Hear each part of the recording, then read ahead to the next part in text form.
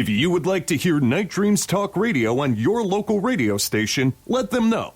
Tell them to check out www.nightdreamstalkradio.com. And thank you.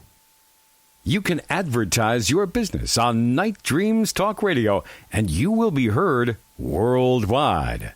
Why not contact us at nightdreamstalkradio@gmail.com.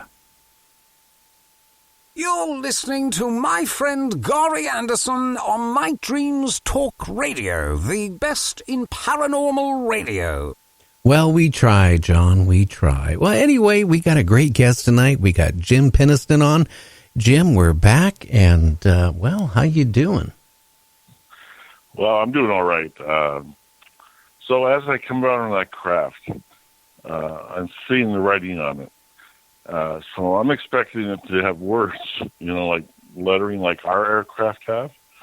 And they weren't. There were symbols, pictorial-type glyphs on the side of the craft.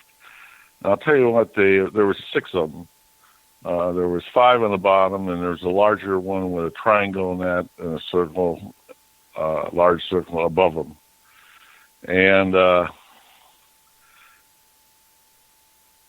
they measured, all I had in my arms, so they measured about 3 feet wide for the total area they were written. And the lettering on the bottom 5, they were about 5 inches high. I took my hand to use that. The craft was smooth, like I said. I was running my hand from the smoothness of the craft until when I touched the first symbol on the bottom, which is... it felt like going from smooth glass-like to like sandpaper, and which was just fascinating. It was like it was etched in the craft itself. So I jotted all this stuff down, drew the symbols down, and I continued to do my 360. And I wasn't going to do a second 360, but I was so fascinated by these pictorials, these glyphs.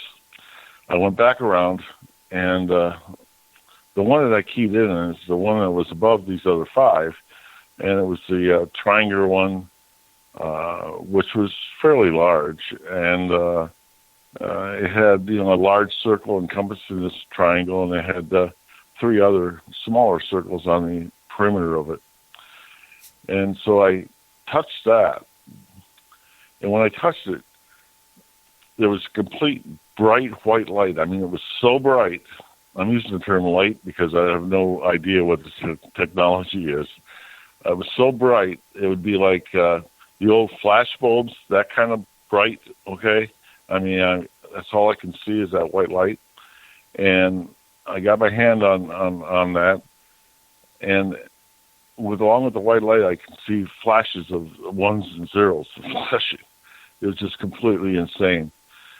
And I sort of gained my senses with me after a few minutes or whatever. And all I did was just lift my hand off and it stopped. The reason I know it's not light is because out in this woods, and it's a dark woods. It's completely dark except that area around the craft. Remember, it has the light coming out from underneath it. I didn't even use my flashlight out there. I knew that it wasn't light because I had my night vision. So it couldn't have been light. I mean, night vision, I think you know as well as I do, it takes, 30 minutes, 45 minutes to regain it after something that bright.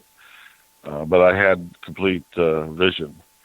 But I didn't touch it after that. I figured that's the last thing I want to do is reactivate something. And so I got back around, and then I started seeing some movement of these globular lights coming back into the craft. I thought I activated something. I thought it was going to explode or something like that. I back away. I get about 15 feet away, maybe 20, and I dig a hole in the ground. Okay, that's how, I got down on the ground, and I was trying to become part of the ground. And it lifted up off the ground. And now remember, it's 9 feet wide because I paced it off. It goes back to these trees that are only 5 feet across somehow, and maybe 15 or 20 feet. It then goes on up to the top canopy of the forest, makes a slight right turn, and it's gone in the blink of an eye. At that point in time, I hear the airman that I discounted. He's beside me. He runs up beside me, and he says, "There it is over there." I'm thinking, over where? We can't see nothing. We're in the middle of a forest. You can't see nothing. And he points, and he takes off. And I said, "Oh my God! You understand that you never leave your team. You never leave your team person." So that tells you how scared he was. You just don't do that. So I'm chasing after him, trying to stay with him, and we went maybe another 50, 60 feet, and we hit a first fence line, and then we jumped that. And I'm 26 years old. I could still jump fences. I jumped that one, and we jumped the second one, and then we're in a farmer's field, and he's heading out ahead of me across this farmer's field, and there's like frozen water, or like ice and water, slushy in the middle of this field. And I don't know how many times I fell down running across it, maybe 2 or 3 times. And we get past the farmers' houses that were there, and he stops. And I catch up with him. Like, "Oh my God, what are you chasing?" And he says, I'm chasing those lights. And I said, "What lights?" And so he puts his arm out, and he points in the opposite direction toward the coastline. And he said, "Look on my arm." So I looked down his arm. I said, "What are you looking at?" He says, "Right there on the horizon." I says, "That's the lighthouse." And he goes, "Oh." And I turned around, and over to my right, over on top of the other part of the Rendlesham forest, because we're in a clearing right now, a cleared area, but I could see that the craft was sitting there just stationary above the canopy. And then it just slowly moved across, out to sea. And slowly meaning a few hundred miles an hour versus a blink of an eye. I don't know what that is, 4,000 miles an hour? I have no idea. And then once it was out of sight, I got a radio transmission from Central Security Control asking my status. I told them we were okay, and they said, "Well, come back to to the East Gate area," and that, and we did, and then we transported back to CSC. It was getting pretty early in the morning or late in the morning. It's probably at 5, 6 o'clock in the morning at that time. And like I said earlier, about the 1569 Sergeant Coffee, I already had that done. I had my notes in my notebook that I wrote on the way over in the van, preparing my notes, for the 1569. I converted civilian time to military time, stuff like that. And, but I never had to use those, so I never turned them in. Sergeant Coffee did a really good job. And that's when I found out he heard the whole radio transmission, so there was nothing else to say to those guys. There was nothing else to say. I mean, and of course, for the, we did our debriefing with the shift commander, the Brand. He had to catch a flight back to the States, so he wasn't there. So we talked to Captain Verano, the day flight commander, and he just said basically, well, there's just no way for us to up-channel this or report this. He says, not since they terminated Blue Book. And he says, and at that point in time, I never used the term UFO because of the connotations involved in my career. The last thing I want to do is use that. So I coined the phrase craft of unknown origin for my report. That was a good move for you, Jim, because, I had a friend who was one of the vice presidents of Republic Airlines when they were still in business. And during the Vietnam War, he was a colonel, and he would fly a B-52 from Guam over to, North Vietnam, as he said, to drop his eggs and go back. And on the way back one time, he saw a UFO off the wing of his, cockpit window. side window.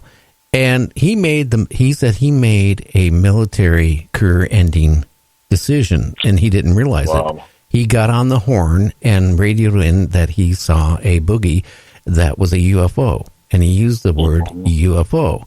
And when they landed, I mean, he was instructed. I mean, his whole crew saw what he saw.